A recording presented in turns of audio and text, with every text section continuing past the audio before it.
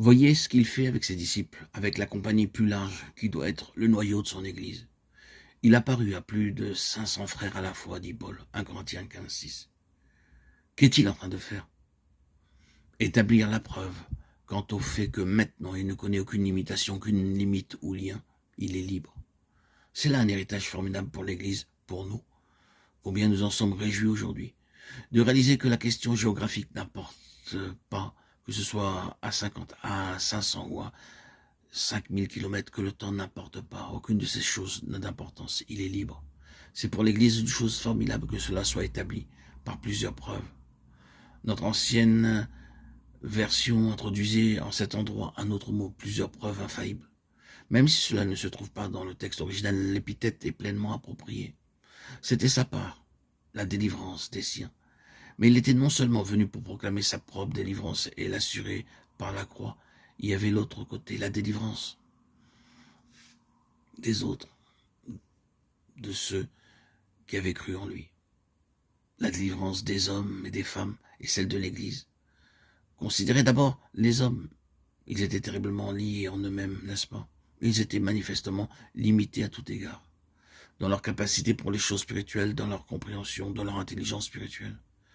La parole de Paul aux Corinthiens aurait très bien pu s'appliquer à eux. Vous êtes à l'étroit dans vos entrailles, de Corinthiens 6:12.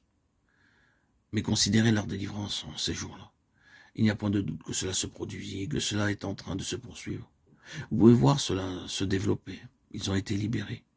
Pensez seulement à la différence entre Pierre dans la cour du jugement et Pierre au jour de la Pentecôte. Un homme limité, lié à l'étroit et défait.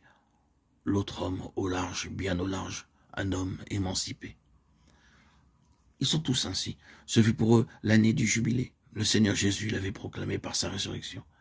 Il avait introduit par l'envoi du Saint-Esprit le jour du jubilé, le 50e jour, la Pentecôte, Shavuot, qui signifie en hébreu le 50e jour, la 7e semaine, qui représente 50 jours. Il avait donc introduit par l'envoi du Saint-Esprit le jour du jubilé, ce 50e jour, et l'avait finalement scellé.